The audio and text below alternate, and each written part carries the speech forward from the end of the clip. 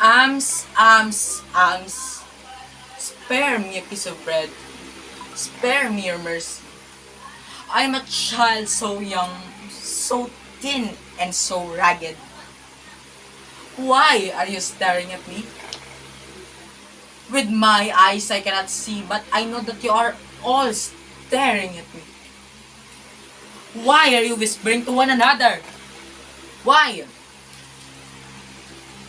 Do you know my mother? Do you know my father? Did you know me 5 years ago? Yes, 5 years of bitterness have passed. I can still remember the vast happiness mother and I shared with each other. Oh, we were very happy indeed. Suddenly, 5 loud knocks were heard from the door. In a deep silence ensued. Did the cruel Nippons discover our peaceful home? Mother ran to father's side pleading, "Please, Louis, go to the cellar where they cannot find you." I pulled my father's arm, but he did not move. It seemed as though his feet were glued to the floor. The door went bang, and 5 ugly beasts came barging in. "Are you Captain Louis Santos?" roared the ugliest of them all. "Yes," said my father. "You are under arrest," said one of the beasts. They pulled my father roughly away from us.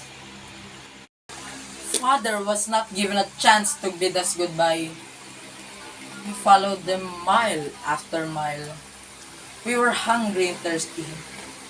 We saw a group of Japanese eating. Oh, how our mouths watered seeing all the delicious fruits they were eating. Then we heard a voice call, "Consuelo, Oscar. Consuelo, Oscar. Consuelo, Oscar. Consuelo, Oscar." We ran towards the direction of the voice, but it was too late. We saw father hanging on a tree, dead. Oh, it was terrible. He was badly beaten before he died. I cried out, "Vengeance! Vengeance! Vengeance!" Everything went black. The next thing I knew, I was nursing my poor invalid mother. One day, we heard the church bell ringing. Ding dong, ding dong. It was a sign for us to find shelter in our hideout.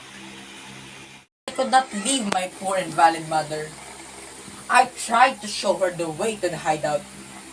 Suddenly, bombs started falling, airplanes roaring overhead, cannons firing everywhere. Boom, boom, boom, boom. Mother was hit. Her legs were shattered into pieces. I gently took her in my arms, and I cried, "I'll have vengeance! Vengeance!" "No, Oscar. Vengeance, it's God's," said mother. But I cried out, "Vengeance!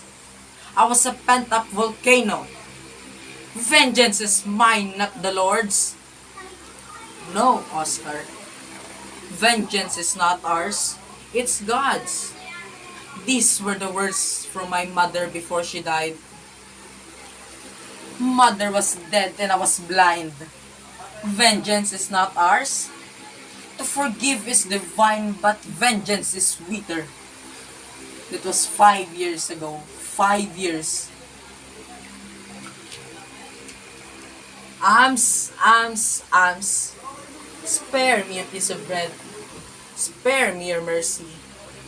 I am a child so young, so thin, and so ragged. Vengeance is not ours. It's God's. It's God's.